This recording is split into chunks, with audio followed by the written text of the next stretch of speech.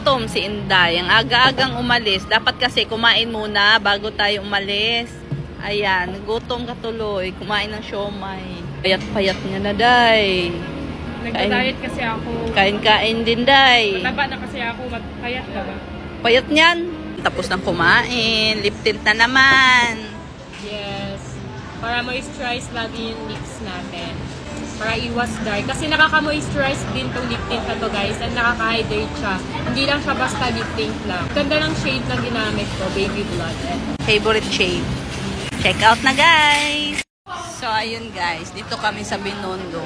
Tinry namin kumain dito kasi pinagpipilihan siya sa labas. Di ba ang haba ng pila sa labas? No? Haba ng pila. Ayan. Tikman namin kung gaano kasarap ang pagkain dito kasi laging puno dito. Haba ng pila. Ay, wow! Day, kakain na tayo, Day. Magliliptin ka pa, Day. Siyempre, dapat fresh pa rin. Uy. Kasi nag-picture, vlog ako yun.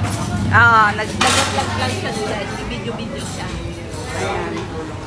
Ayan. Kaya siya nagli-lip tint. Ipakita mo nga yung lip tint mo. Ayan, ito yung ginagamit ko. Ito, Prestige International Lip Tint kasi nakaka-moisturize siya ng lips.